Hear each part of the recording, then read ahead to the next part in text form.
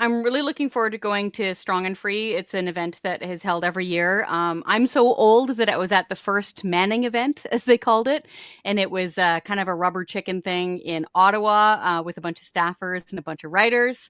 And that was back in the day that Ralph Klein was there. So I got my picture with the Premier of Alberta. And it's funny because I'm helping to host Strong and Free this year, and I'm teasing Andrew Lawton, who isn't here because he's out busy, kissing babies and stuff, trying to get elected. Um, Andrew always has this joke. You guys have probably heard it a few times. It's when he says, "You know what? I always filled in for Danielle Smith on the radio. So now I'm Deputy Premier of Alberta. So if I'm filling in for Andrew in Red Deer, I think I'm like third in command or something now for Alberta. So I'm looking forward to that. You're coming as well? Yeah, I'm going for the first time, so I'm really excited. I'm not really sure what to expect, I suppose, but it should be fun. I'm definitely excited to just see everyone there and talk to them and get the face to face. Better than just sitting behind the screen all day. Yeah, for sure. Actually talking with people in groups Yeah. is an awesome thing to do. Cosmin, you making the trip over across the Rockies or are you staying home? I'm not. I've actually never been, but I would love to go. Perhaps one day it's going to be held in BC, maybe. Okay. Let's see if we can get out to the promised land, maybe somewhere like Abbotsford, right? Could get you out that way. Right. Yeah, so it's going to be really cool. We're going to be talking about a lot of, smaller government, pro freedom type issues. So we're really looking forward to it. All right, guys, let's get this thing started.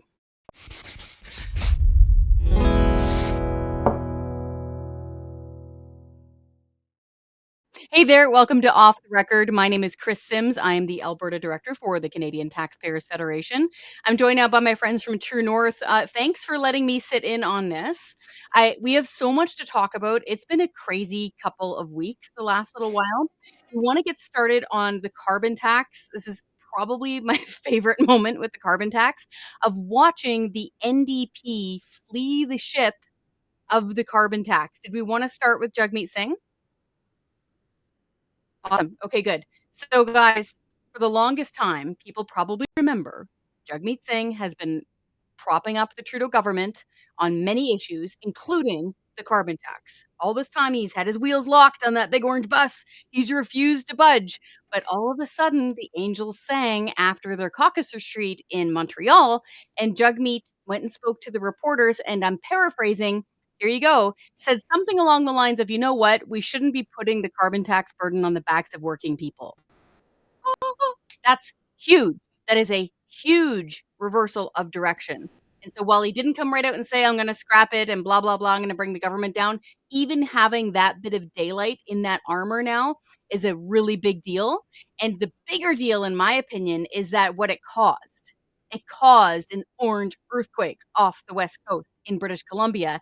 And there, Cosmin, where you're sitting, Premier David Eby, NDP Premier David Eby said, you know what? I'm going to read the headline here. David Eby opens door to ditching carbon tax, comma, blames Trudeau's politicization. Okay, guys, this is really big because that's where the carbon tax started. That's its origin story in 2008 in BC. So to see David Eby suddenly go, oh, wait a minute, the carbon tax is super unpopular and maybe I will be too in the looming election.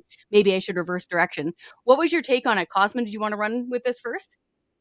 Yeah, I just wanted to mention with BC, it was actually the first carbon tax in all of North America, not just Canada. Across North America, BC was the first to introduce this policy in, I think, 2008. So it's been around for quite some time.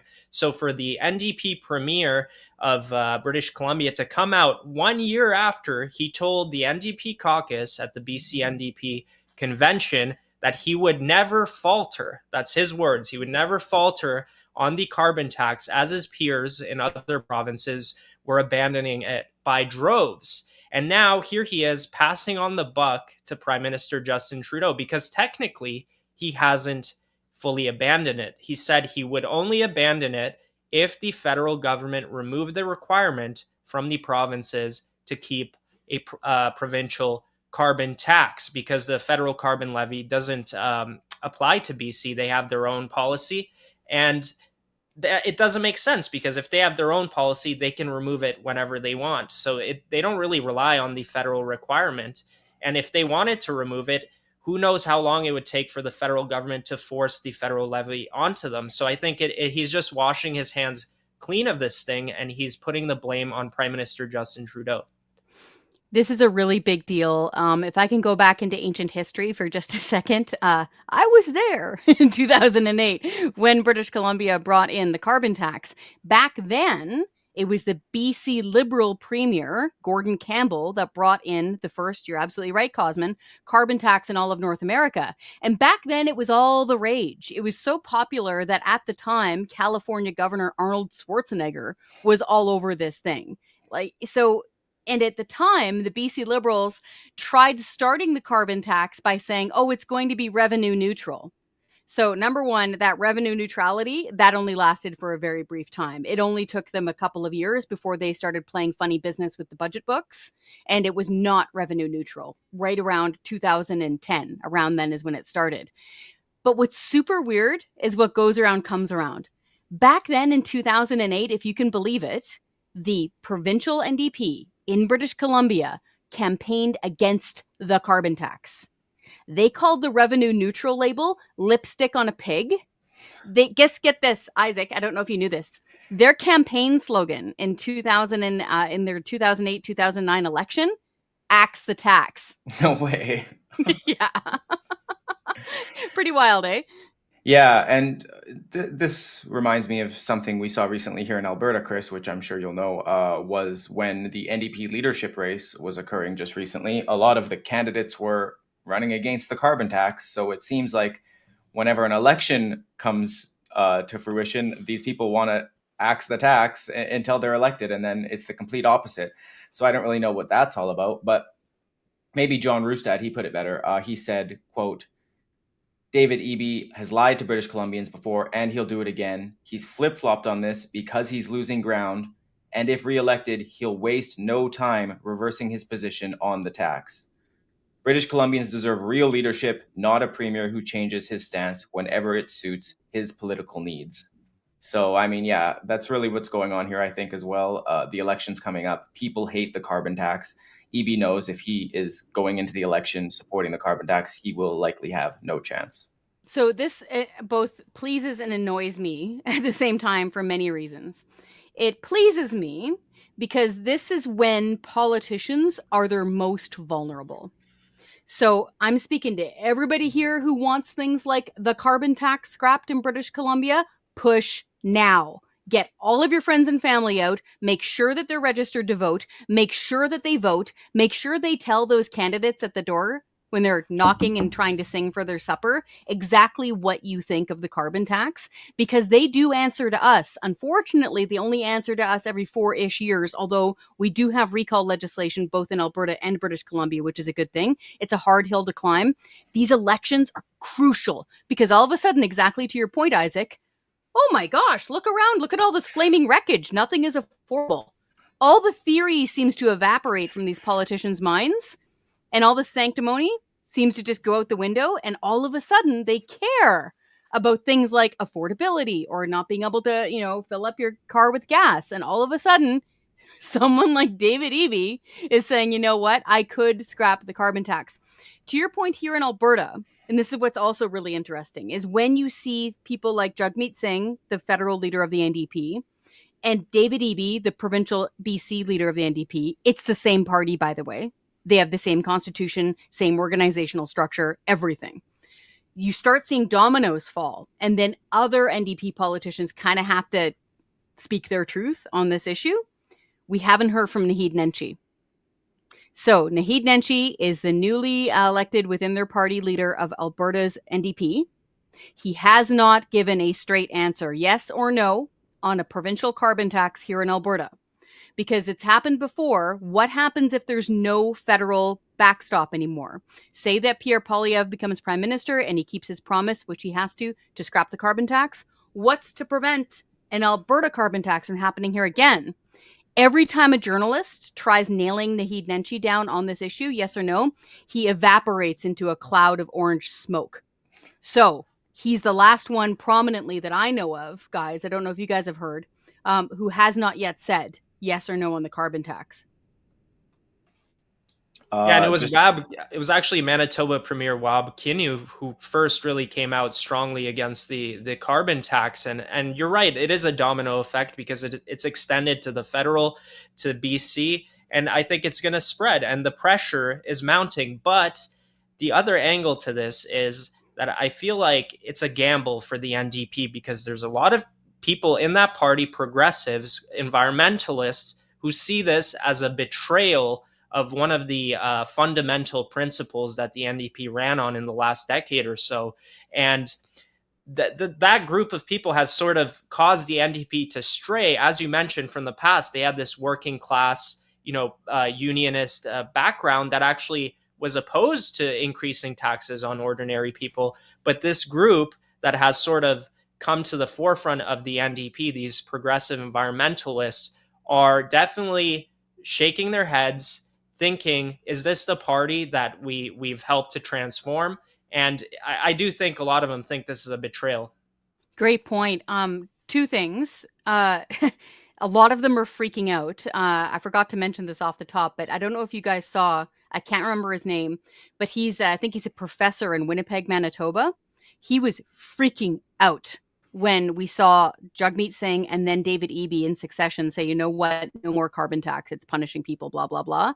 He actually brought up, if I recall correctly, David Suzuki, who mused out loud many years ago about what kind of punishments people should have for saying they are opposed carbon taxes and things like that.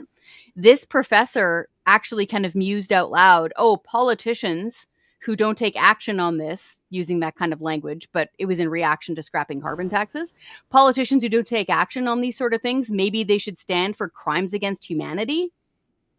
Like, bro, back away from your phone, go outside, as they say, and touch grass. Like, no. And the reason why I'm saying this earnestly, it isn't just because I'm with the Canadian Taxpayers Federation and we know that the carbon tax costs people hundreds and hundreds of extra dollars every single year, per year, even with the rebates factored in. That's all clear.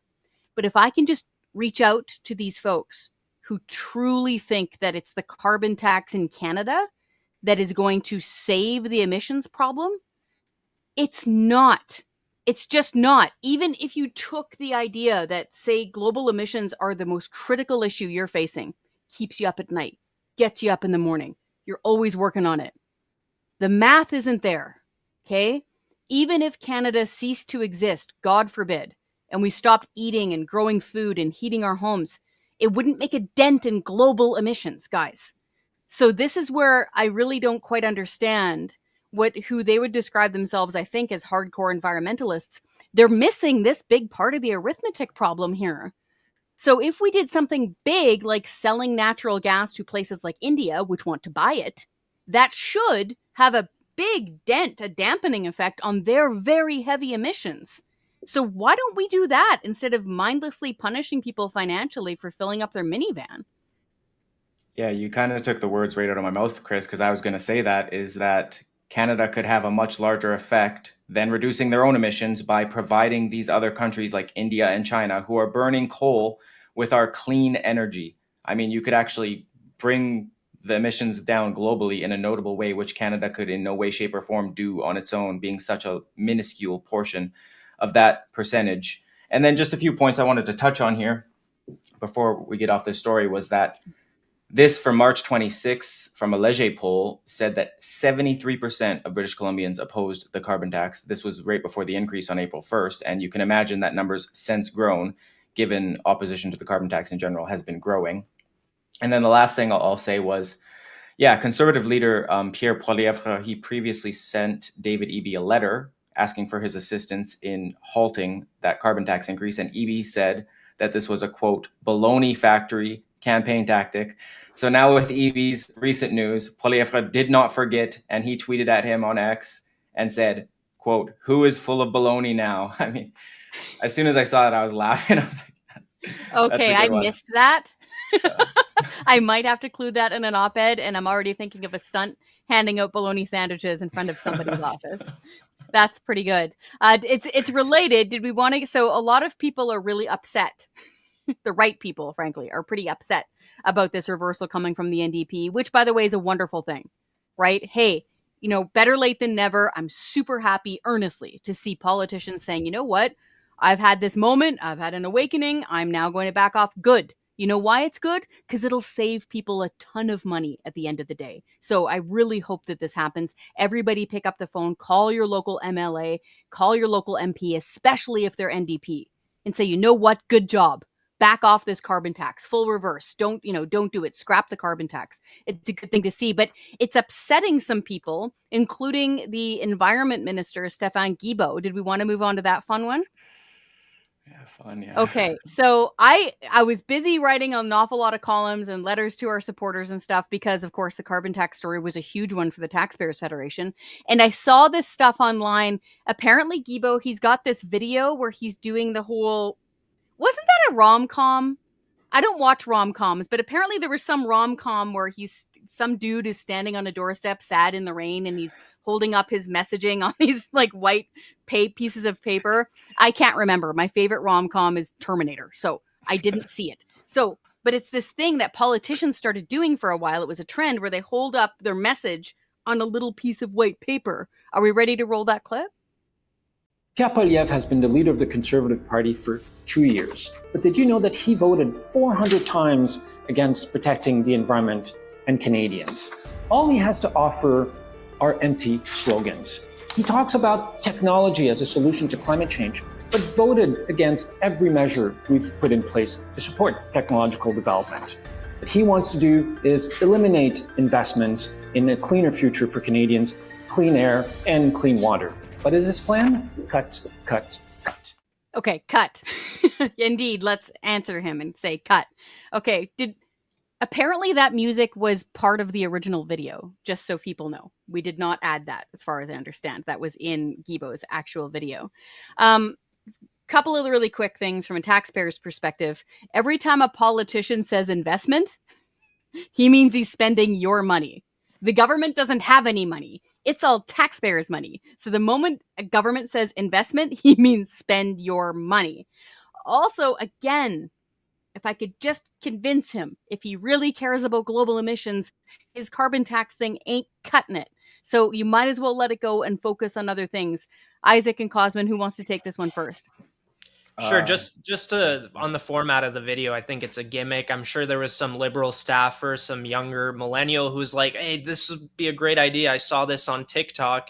This might speak to people in a new way, but it comes across as inauthentic. It comes across as forced. And it's been, I guess we'll get into this later, but it's a perfect opportunity to meme the entire thing.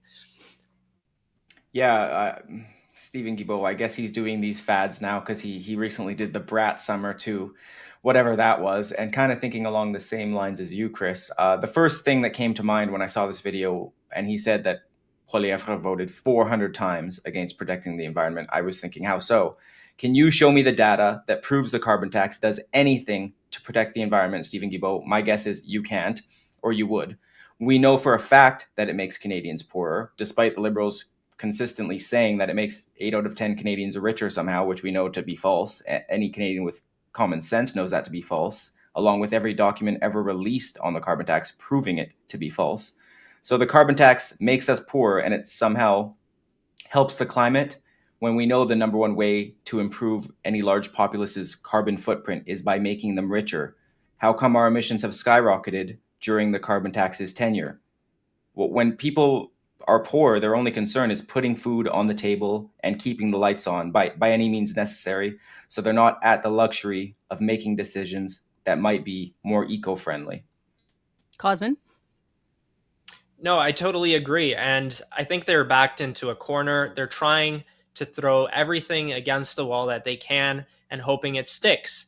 They've tried to rebrand the carbon tax. You guys have described it as fairly as putting lipstick on a pig, which is true. I heard recently they're also looking at in more ways to try to advertise the carbon tax to Canadians, but we're past that point. No. Canadians hear about the carbon tax every single day, and it's not in a positive light. A marketing campaign where you're going to spend who knows what amount of money, taxpayer money, on consultants and marketers and PR officials is not going to help you get out of this mess. We're past that point. The carbon tax as a policy is dead in Canada, but the Liberals need to stop waving that corpse around. It's like Weekend at Bernie's, right? You know, they're walking around with the corpse of the carbon tax and hoping nobody notices that this thing has passed away. It's still good. It's still good. I think it's $7 million that they're spending advertising the carbon tax, as if, people are just too stupid to understand how awesome the carbon tax is. Let's spend their money convincing them about it. Like, no, just put a fork in it. It's done. To your issue on the emissions, yeah, even the government's own data on emissions is a disaster because emissions keep on going up. Not every single year, year over year, but quite steadily in Canada, even since we first got carbon taxes back in 2008.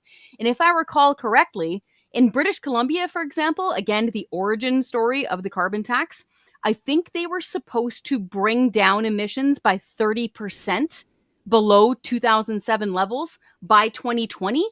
I think they were up like 2.5%. Like, huge fail. Huge. And if I can get into this a little bit more, it isn't because people don't care about the environment, as some of these politicians seem to think, like it's all about them and you failed me. No, it's because normal working people do not have an affordable, abundant, alternative energy source to switch to. You have not ticked all those boxes, politicians.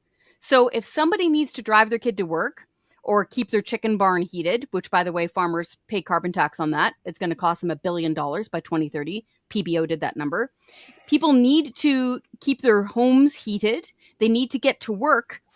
If they don't have something they can switch to that is reliable and affordable and they can't. They're just backed into a corner. And so I'll put a fork in it this way when it comes to the hypocrisy of politicians pushing this carbon tax. Back in 2008, when it started in BC, and I hope to see that thing gone, they said it was going to stop at $30 a ton, that it was going to be revenue neutral, that it was going to create a plethora of affordable alternative energy sources, and that it was going to make emissions go down. None of those things is true. None. Which is why you see so many people against the carbon tax. You guys were saying that it's created memes. Now I'm showing my age. Does this mean that they have to freeze the video and then white out what he said and then put their own messaging in there? Can you explain this to me? Yeah, that's pretty much it. People just Photoshop out the messages on the cards. But some people left the cards on, like the empty slogans one, and they just took a screenshot of that, which is like perfect because that's all the Liberals have been about with the carbon tax and the environment. That one's pretty good. Oh, that's going to upset him, though. He's going to say that that's misinformation, that he loves CO2. Brenda, taxes make the weather gooder. Oh, goodness. So again... That's pretty good. And again, it's one of those comms things, right? Like if you're the staff and you're the director of communications and you're getting your boss to do that, you should see that coming. Don't hold up a blank piece of paper. Same thing with ladies. Don't wear a green dress because that'll make you they can apparently make you wear whatever after that, or just have your head floating there. So those are always really fun inside tips. So that's a lot of fun. Did we want to get to a much more serious situation here, actually, with the NDP leader on Parliament Hill? Okay. So as far as I understand, this is a couple of days ago. I worked on Parliament Hill for 20 years. This is on Parliament Hill. This looks like it's right outside of West Block, which, by the way, is where the House of Commons is right now. Because Centre Block, the Peace Tower one that everybody's used to thinking of with Parliament Hill, that's been under renovation construction forever. No, I don't know how much it's costing us. I'm scared to look. So that's under construction. So the House of Commons that you see on Question Period is actually over in kind of a side building, which is still up on the hill, called West Block. And as far as I understand, this is a confrontation between some person, like an average person on the street, and NDP leader Jagmeet Singh, where they get into a pretty stern verbal confrontation. Let's play the video. Will you vote a non-confidence tonight if it came up? Corrupted bastard. Want to say something? What? Want to say something? Say nothing? What does it mean? That? You got something to say? I didn't say corrupted bastard, but I Is said... that what you said? No, I did not Who say said that. it? Who said it? Somebody You behind said me it? said that. Wasn't me. Was it you? No. You sure? If it was me, I'd admit it, buddy. Was it you or not? If it was me, I'd admit it. What'd you say then? I didn't say nothing. It wasn't me. It was a gentleman behind me, I guess. Who is it then? Point it I out. have no idea who it was, buddy. My word. You sure it's not you? No, 100%. You're a coward. You're not gonna say it to my face. That's what's up. Say what? You're If not I gonna say it said to my something face. like that to you, I'd admit it. All right. Now, I asked you if a confidence vote came up today. With that, agree. So that was looking like it was getting pretty tense. That is Parliament Hill security that you could see there kind of standing ready. So in law enforcement, they were within like a lunge reach of getting in between those guys, just from my own knowledge and experience. I will say, as a longtime advocate for political activism, everybody's got to be careful. Don't get into a physical confrontation with people. I don't care what your politics are. Because, one, it's wrong. Two, you're going to damage your message. It doesn't matter if you are like the most left-wing person who wants to only eat organic soy for the rest of your life or the most right-wing person who wants, conceal carry. Don't care. Be really careful getting into physical type situations, because if you do, you're going to damage your own message. We have got so much power politically here in Canada that is firm but peaceful that we got to keep our P's and Q's crossed here. Who wants to take this one away? I don't know. Did we want to watch that second Charlie Angus clip as well? Oh, that's right. He did respond to it. So this Yeah. is Charlie Angus, longtime member of Parliament with the New Democrats. And he's being asked by a member of the Parliamentary Press Gallery. I can't quite hear her voice, so I can't tell who it is. He's being asked about it, though. Let's listen. Charlie, can you just talk to us about what happened to Mr. Singh and what your concerns are? Well, we have the leader of a national party stepping out in a parking lot on Parliament Hill and facing a confrontation and having to be there by himself while security stands and watches him. We're dealing right now with an increasingly dangerous and toxic mix for politicians of all stripes. I've had to run many gauntlets where I just have not felt safe at all, and I mean, I got a pretty thick skin.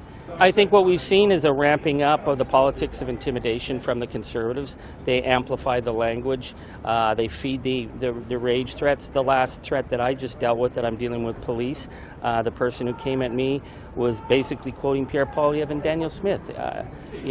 Liberal voters aren't threatening me to kill me. So a couple of things. I've interviewed Mr. Angus many times, longtime member of Parliament. He knows the game. He knows the deal on Parliament Hill. I have personally witnessed people getting too far into other people's faces for real on any side of the political spectrum. I was actually, when I was a Sun News Network reporter out in New Brunswick, I actually had to give a deposition in court, which led to a conviction, because what many would describe as a left-wing group were threatening to lock me in my car, drag me out, and burn it. That resulted in convictions. So nobody has the monopoly on going too far and crossing lines when it comes to politics, left or right. And so my main sentence will be here. We have got so much power as Canadians in Canada. Make sure we keep it on this side of the good line, because otherwise it gets misconstrued and then people get a bad rep. Who wants to jump in on this, Isaac or Cosmin? I can go. Yeah, a few things, I think. Firstly, I mean, you know Angus better than me, obviously, Kris, but I was surprised how critical he was of the security there, because he was just basically, he spent half the clip, maybe portions we didn't see, but just critiquing the security for letting that even happen and not just getting in between them immediately, I suppose. But maybe they were less concerned because of the way Singh turned around. He looked like an MMA fighter, I thought. And I was reading online that I guess he's a pretty high-level jiu-jitsu practicer, let's call it. So I do think if the pedestrian were more aggressive, they all seem pretty passive, the security would have stepped in. But I definitely took that as a surprise with Angus there. Although that may be coming from, obviously, we've seen some pretty scary things happening with politicians recently. like especially in the States with Donald Trump. Obviously, he recently survived 2 assassination attempts. So you'd think that security, given what was happening down there, would be more prudent with these kind of things, and probably wouldn't have let it get to this level. So maybe that's what Angus was thinking. And then just touching briefly on what Singh said, I was surprised because he said you're a coward to that guy, and I'm surprised the man didn't respond and say, well, have you looked in the mirror, Jagmeet? You're the one propping up the Liberal government, who you claim to hate, who you spend every day critiquing. Who's the real coward here? Cosmin? I think it's important to note that this wasn't a physical confrontation. It was an unbecoming comment from somebody there, but we don't know who. It doesn't really show in the camera. And it was Jagmeet Singh that turned around and approached this individual, got in his face, and tried to act intimidating. We can't talk about possibilities. Where could have this gone? But it didn't go anywhere. It wasn't a physical confrontation. There was no violence involved. And Charlie Angus, one of the most divisive MPs of the NDP caucus, he's talking about, oh, look, the Conservatives are doing this and that. They're trying to raise the temperature on things, and immediately goes into a divisive attack against the Conservatives.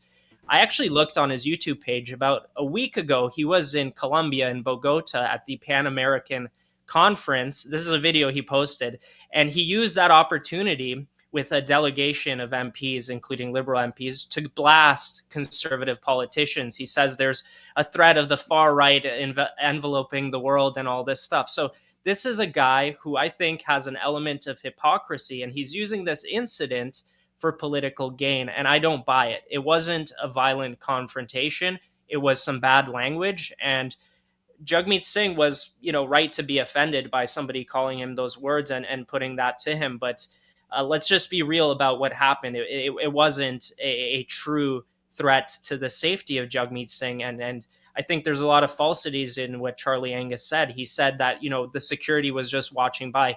As you mentioned, Kris, they were within arm's reach. They could have intervened. Jagmeet Singh, everybody there was safe. It's one of those situations, again, just to clarify for people who haven't been to Ottawa, that's public land. So you, as a peaceful citizen, have a right to stand there and speak your mind, to protest, to put up a sign, as long as it isn't, trying to incite violence or something.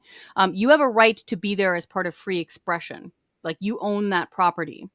Again, though, I will caution people, make sure you keep it on the right side of the line, on the correct side of the line, because otherwise things will escalate. And then your entire purpose, whatever it is, like I said, organic food or gun rights, whatever it is, will then get kind of colored in that same light based on what happens. This is how narratives start. It's literally on Parliament Hill with the Parliamentary Press Gallery right there, which is where narratives start. So again, getting back actually to our original topic really briefly with the carbon tax, I just want to use it as an example. Okay, so you can peacefully send emails and phone calls and letters and go to rallies for years. It does take a while. And then all of a sudden an election comes up, you achieve your goal. Okay? No pushes or shoves happened. You achieve your goal. That is really one of the most beautiful things about Canada's participation in politics. And that's what we mean by get off the bench, get in the arena, and make sure you're active. And so again, I just wanted to put a caution flag down on this. Free communications advice, folks. Free activism advice. Make sure you keep your powder dry on this stuff. Did we want to get to debt, or did we still want to chat about what happened on Parliament Hill? Yeah, no, I think we can move on to debt, which I can discuss here if we want. Really briefly, I understand why people are mad. I understand why the common person is ticked off. And I think it would benefit political leaders to really listen to people. Don't dismiss them when they're saying things like, I can barely pay my rent. Half of Canadians are within $200 of not being able to make their minimum payments on their bills. We have record demand for food banks. These are all real things. And if you keep dismissing people, saying that doesn't matter, people are going to get mad. And the debt is a perfect example. We have now officially doubled our debt. It's, I think, $1.2 trillion. Yeah. Just so quick Just a quick point I wanted to add. There's no self-awareness, no self-reflection from the NDP, who propped up the Liberal government. They point fingers at everybody else except for themselves. Never any single moment of self-reflection. Until an election comes around, and then hopefully we can get them singing from the right hymn book. So, Isaac, you wanted to jump in on the debt? Yeah, so this actually came from calculations done by the Canadian Taxpayers Federation that the national debt officially reached $1.232 trillion on August 30th. And when I saw this news, it was shocking. There's something about the word or the number, let's say $1 trillion. It's hard to even conceptualize that amount of money. So yeah, when Justin Trudeau first took office in November 2015, Canada's federal debt was $616 billion. So now we've officially doubled. And as debt has doubled, so too has food insecurity. Housing costs have increased about 63%, and crime had increased too. So by 2023-24, the federal debt had reached 1.215 trillion. So we're getting very close. But then the CTF, who provided me with their calculations, show that the debt has been increasing $39.8 billion a year, which is $109 million a day. So this was the way that this was calculated, that the debt officially doubled on the 30th of August. And according to your organization, Kris's federal debt clock, the debt costs each Canadian $31,000. And more importantly, perhaps, interest charges on that debt will cost $54 billion this year. The PBO, the Parliamentary Budget Officer, he actually revealed that the Liberals won't balance the budget until 2040. And in that interim, the debt interest charges will cost Canadians almost $850 billion. I mean, this is insane. This coming out of the federal government. However, some provinces have seen good news recently with their most recent fiscal updates. Most recently coming from New Brunswick, who saw their surplus reach over double the initial projections for this fiscal year. So now they're at $500 million. That followed shortly after Alberta's fiscal update, where their surplus rose almost sevenfold by $2.5 billion from their initial projections. And just a quick converse, now going back to BC, their deficit rose, which is not good, $1.1 billion to $9 billion. So we see all these provinces excelling, and then BC doing the exact opposite. So I don't know what's going on in BC, but things are definitely going from bad to worse over there. Yeah. Poor Cosmin. Yeah, Cosmin, what do you think about that? Well, with the BC stuff, it's outstanding because like they spend all of this money, and federally, right? And we're getting worse outcomes. What are we spending money for when opioid addiction is high? All the deaths are going up. When you have homelessness going up, people can't afford homes. The outcomes are not matching the amount of money we're dumping into programs that have been proven ineffective.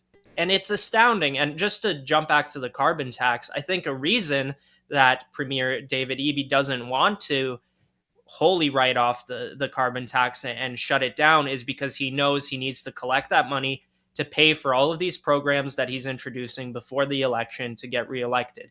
He wants to keep it around because it's a nice cash cow for his government to keep spending money. And we're not only in a deficit, we're getting into debt for all of the spending, which is even worse. Yeah, big time. To give you some parameters on the amount, because like you said, it's hard to imagine $1 trillion. So Scrooge McDuck style, if you had a big vat full of loonies, okay, and you're swimming around in the loonies and you started counting them for the debt, it would take you 30,000 years to count to 1 trillion. That is how much federal debt we're in. I know, my skin's crawling. It's really bad. As far as $9 billion deficit we're looking at in BC, quick calculation, that would pay the annual salary of 45,000 paramedics and 45,000 cops.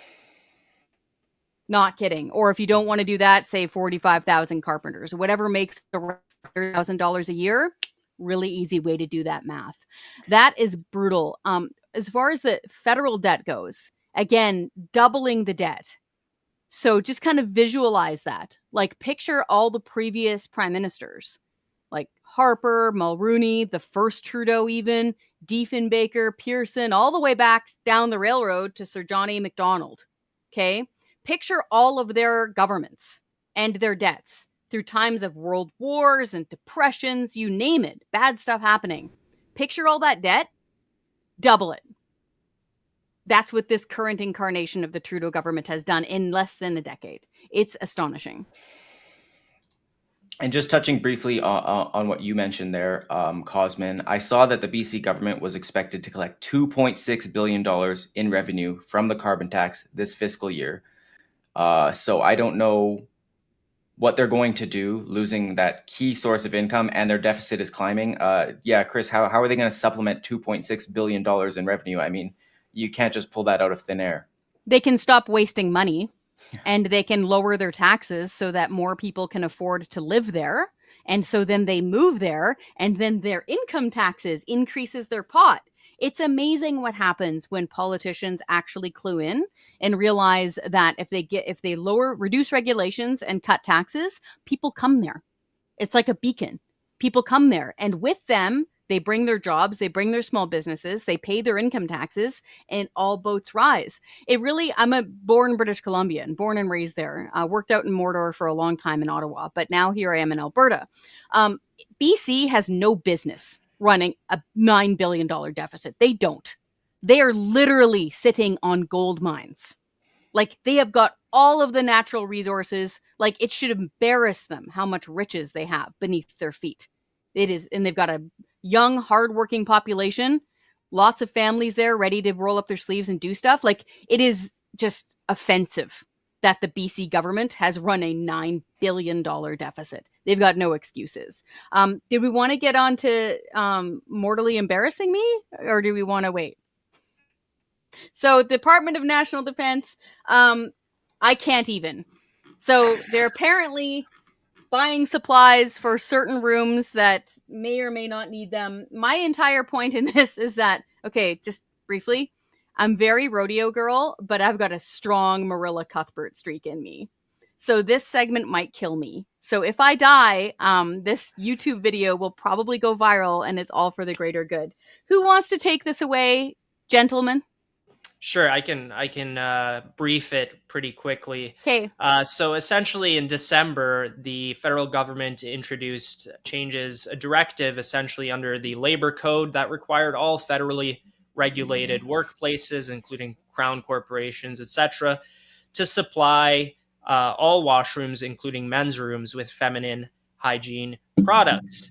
And the big attention was on the military. So we have military bases across Canada where the men's rooms have tampon and pad dispensers. And we had an ATIP we received recently that showed, well, first of all, there was, as soon as this directive went into place, there was incidents of vandalism. People were removing the receptacles from the wall. They were, putting question marks on it, drawing like little things onto these things, showing their protest against this government decision. But the Department of National Defense, ATIP, showed that they actually wanted to investigate this as a hate crime. So they prompted the military police, particularly the hate crime and extremism unit, and sent several complaints about this act, what I think is essentially an act of protest against the government directive. And fortunately, the military police said this is nonsense. There's no evidence that this actually constitutes any sort of hate crime, rather than just vandalisms and petty, theft, if you want to call it that, because they were disappearing. But the funniest part of the story was that military officials actually misinterpreted these tampons disappearing as indicative of high demand and high use. So one janitor was refilling the tampon dispensers in the men's room twice a day because he was so stunned that they were, flying off the shelf. All the male soldiers and cadets were taking these home with them, or presumably using them. I hope that what happened to these products that went missing was that they were, taken home to their spouses, or even better, donated to women's shelters. I think would be the fairy tale ending of this story. Yeah, those are good things to hope for, I'd say, Cosmin. Just thinking about that someone arriving at that conclusion that the demand is so high that you have to refill it twice a day in the men's bathroom of a military base where historically these are very masculine men, as you'd want your army to be, not whomever would be using tampons in a men's room. So it just makes me think that they didn't even stop to think about it for a second, because if they had, I'd assume that they'd immediately arrive at the conclusion that any sane person would, that these tampons are clearly being discarded. So, I mean, reading those quotes in your article when I was reading your exclusive there, Cosmin, I mean, I laughed out loud, literally, because I couldn't believe that they had arrived at that conclusion.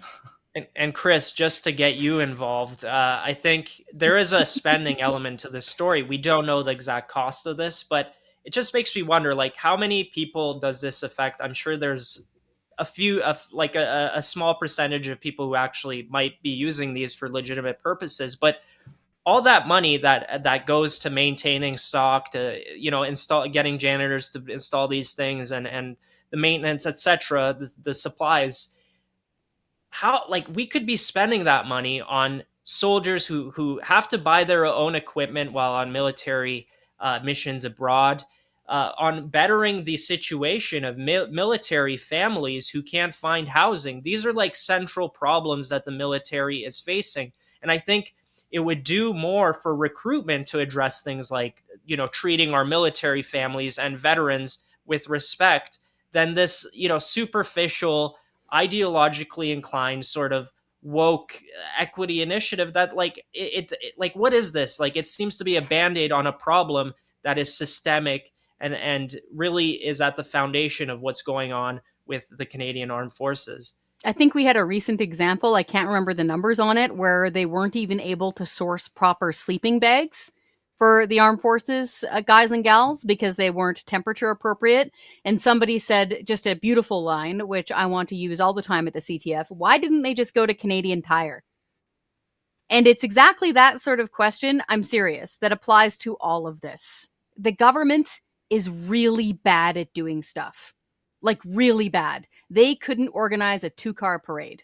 As Milton Friedman put it, if you put them in charge of the Sahara Desert, in about a year, they'd have a shortage of sand. So this is just the worst way, obviously, to go about something that they think is a problem. They can't find a proper solution that, helps everybody involved. And I'm just cringing for many reasons, but also cringing at the price tag. Cosmin, have you filed, or are you going to file ATIPs or FOIs to find out the price tag on this thing? Yeah, I think that's the intention. We should definitely look into that, and I suspect it'll be pretty pricey. I've heard also from people at these bases that they're not even resupplying these anymore because of these incidents. They've kind of given up. They followed the directive, installed the actual dispenser there, but by this point, some bases seem to have just given up on the entire thing, which I think would probably be the best thing, is just cut your losses by this point. It's not, there are other ways to address an issue like that than just doing this wholesale. Every single base needs this. To your point on that, and again, I think this is where some folks get caught up in intention. So, for example, with the whole school food program that the Trudeau government is trying to push through, yes, it's going to be a colossal waste of money and a disaster. We know that because the government's trying to do something. So everybody just, take the retail price, quadruple it, and, put in some shady deals there, and you've got a government situation.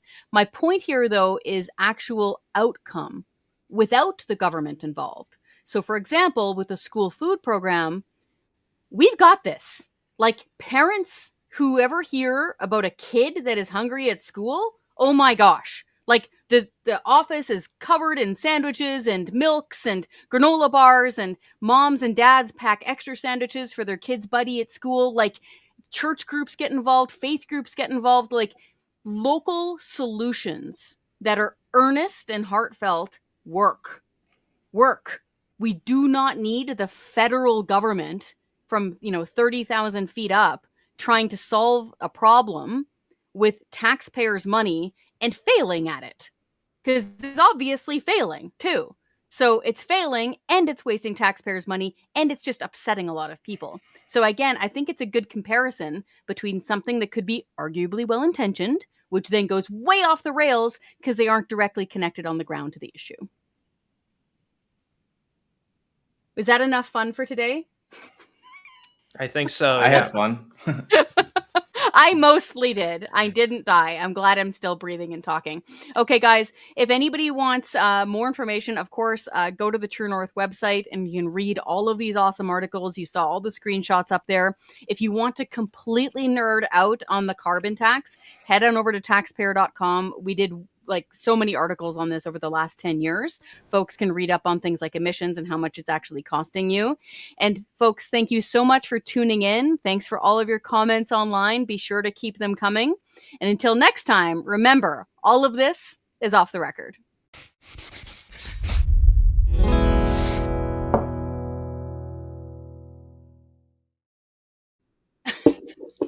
Thank you.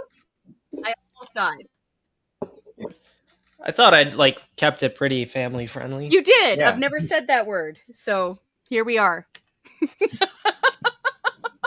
I've managed to live 46 years and never said that word. Thank you, both of you guys, for talking about that for me.